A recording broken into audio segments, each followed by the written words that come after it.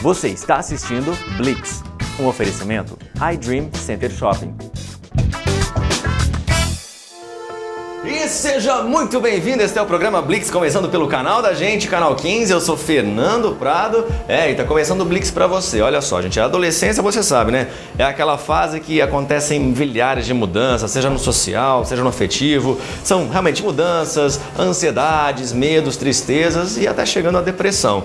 Então no Blitz dessa semana, nós vamos falar sério aqui, vamos falar de depressão na juventude e também na adolescência, ok? Então olha, antes de mais nada, sempre o Blitz acontece no oferecimento de iDream Center Shopping e um grande abraço para Anima Fest, Excellent Global, em inglês é na Excellent Global. Tem também Espaço Centro Estética e Academia Informa, beleza? Então recosta a poltrona porque o Blitz, para falar de depressão na adolescência, está começando agora.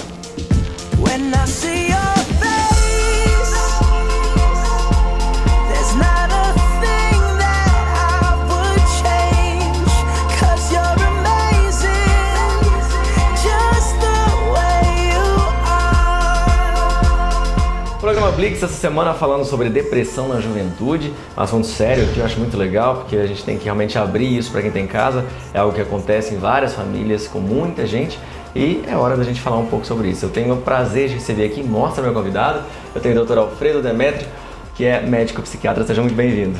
Obrigado. Alfredo, vou começar te perguntando como é que está o panorama disso nos seus atendimentos aqui na cidade, ou nos seus atendimentos, ou até no Brasil. É grande a incidência de depressão na adolescência ou não? Como é que é isso? É grande. É onde tudo começa, né? E a gente tem, a psiquiatria, ela tem reconhecido mais esses casos e pode tratar clinicamente, porque um passado não tão remoto assim, a infância e a adolescência não eram tão, esse tipo de problema não era tão considerado e as crianças e os adolescentes eram deixados à mercê do seu sofrimento. Sim. E esses problemas eram considerados como problemas existenciais ou problemas de comportamento. Hoje não. Com o desenvolvimento, com a percepção mais apurada dos fatos, viu-se que muitas das patologias que as pessoas têm na vida começam na infância e seguem, às vezes começam na adolescência, né, na juventude e seguem por aí afora. Então muitos quadros psiquiátricos, muitas vezes até os mais graves, sim, começam na juventude. Então eu posso falar que a depressão é uma patologia, é uma enfermidade?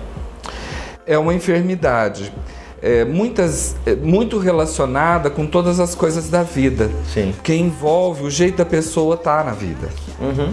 Então não dá para separar muito, né? Esta doença da vida. Sim. Eu acho que não dá para separar doença nenhuma da vida, mas né? Essa em particular, né? Como envolve muito a forma que a pessoa lida com as outras, com os seus relacionamentos. Então é uma patologia que envolve muito a vida. Sim. E isso é um fato importante e muito importante no jovem, que ele está deixando uma etapa, que é a sua infância, passa pela adolescência e chega na idade adulta. Sim. Então já é uma época de grandes transformações. Então você me perguntou se é uma patologia.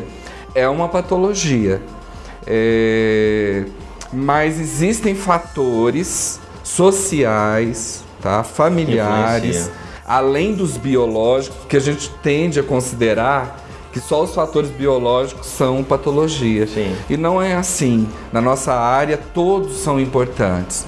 Então a gente vai ter esse jovem inserido na sua família, nessa sociedade, e o percurso que ele faz. Então recebe influência disso. Sim. E interage com isso. Então, se ele, vou dar um exemplo que tem sido muito comentado na mídia, se ele sofre algum tipo de abuso que é o bullying na escola, por exemplo, ele pode se ressentir de tal maneira que ele pode vir a deprimir. Entendi. E se ele for vulnerável, se ele tiver um histórico familiar importante para depressão, se ele for uma pessoa que é sensível, ele pode desenvolver um quadro de depressão, abrir um quadro depressivo, né? Ou não, e o contrário também acontece. Então ele pode desenvolver uma depressão porque tem um histórico familiar importante, biologicamente falando, então ele abre um quadro depressivo e a vida dele naquele social muda. Sim. Né? Agora é interessante você falando, você falou de várias questões que eu acho muito, muito pertinentes, assim. De como esse jovem lida com as situações do seu dia a dia, com questões biológicas, eu quero voltar nisso também, mas eu quero pegar essa questão mais comportamental. A gente sabe que o jovem, o adolescente, nessa transição, como você mesmo muito bem colocou, ele está muito inseguro com muitas coisas, né? E a tristeza ou ficar um pouco desanimado com outras mudanças, isso é muito comum. Como diagnosticar uma tristeza que, creio eu, seja algo muito comum do ser humano, normal, e até muito, muito importante, né? Mas como diferenciar essa tristeza do adolescente, esse fechamento que muitas vezes o adolescente já tem, com um quadro depressivo? Isso que você está falando é muito importante mesmo, né? Historicamente, a adolescência ela foi definida como uma idade que começa dos 13 e vai até os 18. Sim. Só que hoje, na prática, a gente estende isso e vai até onde o jovem ganha autonomia. Então, se estendeu muito. Nós temos adolescentes de 30 anos hoje. Sim. Então, é verdade. Então, assim, isso que você me perguntou. Acho que eu tô por aí. Então assim, o que é tristeza e o que é depressão? Sim. Né? Então, é uma fase de muita mudança. Então, o cara, ele muda tudo, né? O menino e a menina, então, o corpo está mudando, muda Sim. tudo, cresce, é apresentado a ele a sexualidade, todos os hormônios estão explodindo e o corpo vai tendo alterações e o psicológico dele também. Sim. E a gente tem que lembrar que ele sai de um lugar onde o universo mágico e fantástico da infância, muito vivo naquela fase inicial, e ele vai tendo choque de realidade um atrás do outro até adquirir essa adultez. Isso não acontece impunemente, certo. Como você disse. A pessoa que tem uma família estruturada ou que tem recursos, quando a gente fala recursos, é uma pessoa que está mais preparada para lidar com essas mudanças todas e com esses desafios. Sim. Ela vai eventualmente entristecer porque brigou com a primeira namorada, ou vai entristecer porque sempre tirou 10 na prova e leva pau no vestibular, ou enfim, vários são os desafios que a pessoa encontra e que podem gerar tristeza. Como eu tinha dito antes, se é uma pessoa que tem algum respaldo interno, ela lida com aquilo, fica triste e depois volta à naturalidade dela. E para ser considerado depressão, o prejuízo tem que ser grande. Tá? Importante. Isso é um dado importante. Então, por exemplo, para que as pessoas possam identificar. Então, a depressão gera a tristeza melhora. Certo. Ela melhora, ela passa e não ocupa a vida daquele sujeito full time, o tempo todo. Entendeu? Ela ocupa um tempo e geralmente está equilibrado com outro fator. Então, é um adolescente que gosta muito de jogar futebol. Sim. E que ficou triste porque brigou com a namorada. Ele continua jogando futebol e fica triste por causa da namorada, como que acontece mesmo com a vida da gente. Às vezes, se a pessoa é um pouco mais sensível, às vezes brigou com a namorada, não vai jogar o futebol. Mas aquilo não dura muito, porque no mês seguinte já está com outra namorada. Sim. Então, essas coisas são coisas... é muito maior quando tem Quando tem depressão, o prejuízo é muito grande. E aí, às vezes... E não é só tristeza. Depressão não é só tristeza, né? A depressão tem um volume enorme, principalmente nessa faixa etária.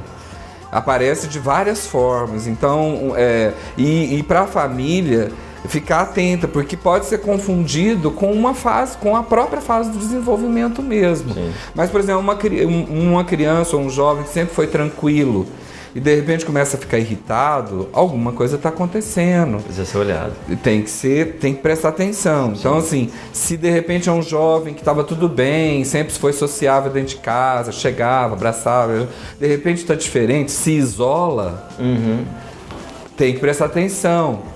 Não comia.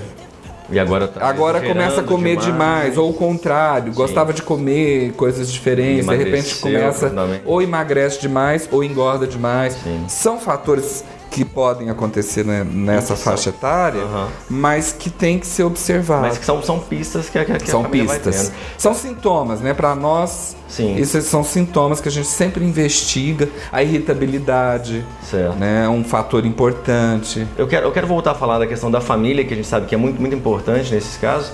E ainda tem muito mais coisa para acontecer aqui. Então fica aí que o Blix já volta.